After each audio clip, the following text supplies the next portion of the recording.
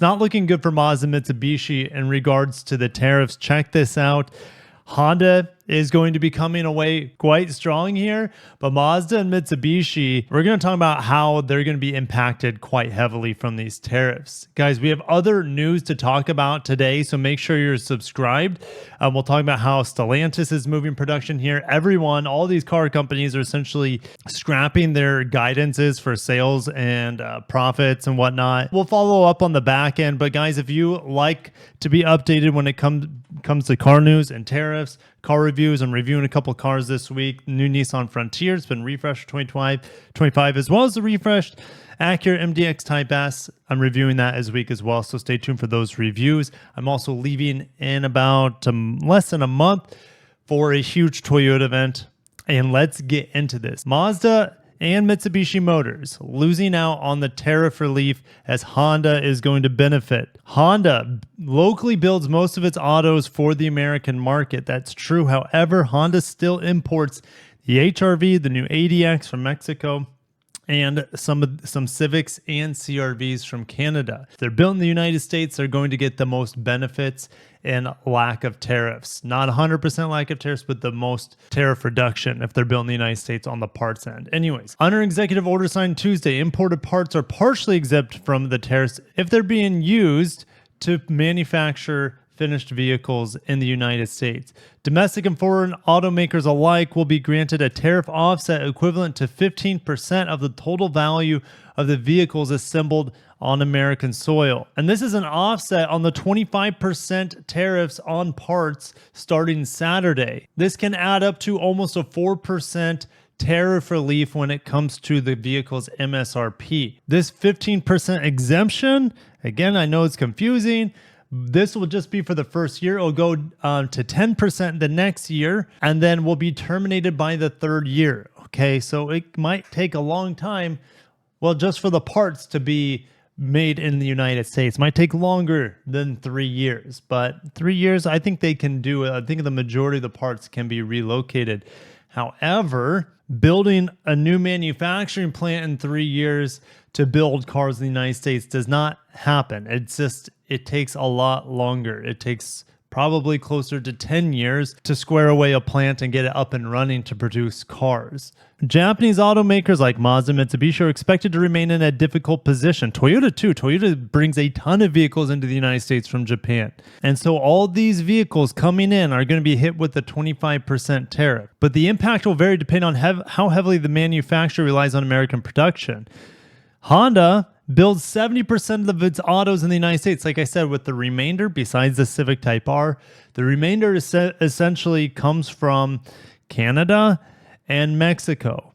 And this is the highest ratio amongst Japanese automakers, but it's also like the highest ratio outside of Ford. Honda has a higher percentage of cars built in the United States than General Motors. Let that sink in. So Honda's going to benefit mightily from the tariff exemptions. Toyota and other Japanese automakers have local production ratios of 50 to 60% for the US. Nissan, I want to say they're probably around there as well. However, Nissan has underutilized plants in the United States, so they're going to be okay relatively compared to like potentially Subaru, Mazda, especially Mitsubishi. Mazda imports 80% of the autos it sells in the United States. Mitsubishi relying fully on imports. Guys, they're going to be absolutely hammered. The only vehicle that won't be hammered for Mazda is the CX-50, which my parents and I are going to be looking at a CX-50 for them. They need a new car, so my dad's interested in a hybrid. So if you guys, I'll probably update you guys a little bit on the channel about the buying experience, but they're looking at CR-V hybrid, RAV4 hybrid, and a CX-50 hybrid. So we'll see what they end up getting, but the CX-50 is exempt from tariffs, so that's good. Man, I said around 50%. I wasn't that far off for Subaru. They rely about 43%, 45% on imports from Japan. So Mitsubishi, yeah, yikes. They might be toast unless they find a way to partner with Nissan to make vehicles out of the Nissan plants. But that takes time as well, maybe 2 years or something. So Mitsubishi might be smoked in this. Mazda could be absolutely smoked in this as well. It's not looking good for them with the tariffs. Toyota is going to be heavily impacted. General Motors, almost as heavily impacted as Toyota. Ford and Honda being impacted the least.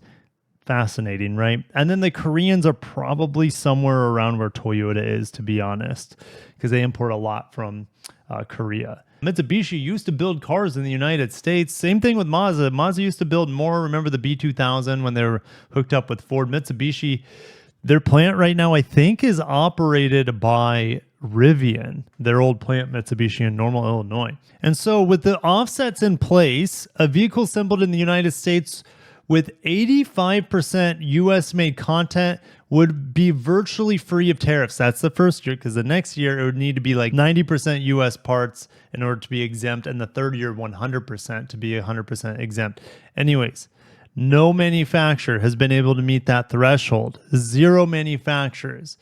All right. However, this vehicle, my Slate truck, I say my because I have a deposit on one. This is going to be about as close as possible to 100% American sourced parts built in Indiana in an old printing press, or printing press factory, I should say, or old publication factory. The Detroit 3 import 60% of their parts on average for their vehicles sold domestically. For Japanese automakers, the figure is around 40 to 50%. Isn't that funny? The Japanese automakers that produce cars in the United States, they import less parts than the American companies. That's ridiculous. Tesla even imports 30% of its components.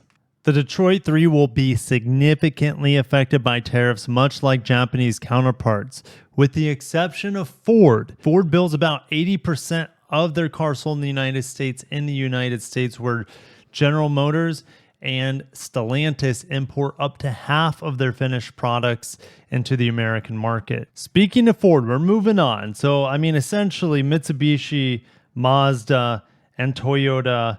Subaru wasn't even mentioned in the article. Subaru is going to be pretty heavily affected. Even though they build cars in Indiana, Subaru, it's maybe about 50% of their products. Okay, not 80% like Mazda, but still 50% around there for Subaru is imported in from Japan. Ford is killing off its Tesla-like electronic brain. Maybe it's too costly. Maybe they can't figure it out. Maybe they're seeing that electrified vehicles, it's not worth investing in this sort of high-end technology quite yet. This fully networked vehicle project is thrown in the trash. I mean, Ford's already losing $5 to $6 billion a year on their electric business. So yeah, they got to cut costs. And everyone loves to hear this: offer software-enabled subscription features. That makes me sick to my stomach. This vehicle, the Slate truck, there are more details coming out about it. Again, it's supposed to be produced at the end of 2026. I do have a deposit on it. If it all goes well, I should be able to pick one up and feature some content on this revolutionary truck on my channel. But it will have over-the-air update capability, but it will be through your phone. So you have to connect your phone via a wire to the car to update the software in it. You might be saying, Kirk, I mean, it doesn't have a touchscreen. Yeah, I know, but the vehicle still needs to have improvements when it comes to charging, discharging the battery, maybe programming the motor and regen. You can get new features on an EV even if it doesn't have touchscreen. All right. Remember, there's a screen behind the steering wheel in this truck. So that sort of software can be updated too over the air through your phone. But what wasn't communicated, as most of this article states, is that Slate could absolutely steal your data through your phone and sell it to insurance companies. We know other manufacturers have been doing that. Slate says, we don't know if we're going to do that yet or not. So that's a bit sketch. So stay tuned on that. Stellantis moving auto production to avoid U.S. tariffs. I want to see what they're doing. They're going to be moving some pickup truck production to Michigan from Mexico, and is talking with part suppliers about transferring output to U.S. facilities to boost the American content in its vehicles and dodge the levies. We've heard recently that they're going to start building the Hemis again, not in Mexico where they were built, but in the United States to avoid the levies. But yeah, we could also see more production head back to the United States, which I think is a good thing. Mercedes Stellantis Polestar scrap guidance as tariff chaos spreads. Volkswagen left its outlook, though, largely unchanged, but it is not yet factoring in the impact of levies, so it will change. Polestar CEO Michael Loscheller warned April 30th of a hit from U.S. import duties as Geely subsidiary looks to shift manufacturing to U.S. and Europe to cut reliance on China. Yeah, I don't know if Polestar has... I mean, they just canceled the Polestar 2 for U.S. importation from China. So I think, right? Do they build the Polestar 3 in South Carolina at the Volvo plant? Are they doing that? It looks like, yeah, production started 8 months ago. I'd still love to drive one. I'd really like to drive the Polestar 3. I've heard good things about it. I think it looks cool. You can't survive as a one-car company unless you're like Slate and you just have no baggage, one spec vehicle, mono spec, and it's very, very affordable. Right now, people aren't going to spend a lot of money on an unproven brand that they're not familiar with. I mean, Lucid might be the exception. Rivian, right? They have a lot more clout than Polestar. But I got to shut down there, guys. I got a lot of stuff to do today. If you appreciate this quick update on how much automakers rely on imports for the U.S. But thank you guys for watching. Stay tuned for more tariff updates. You just never know what's going to happen with it, right? So just make sure you stay tuned. I'll update you guys when I see something. Have a great day.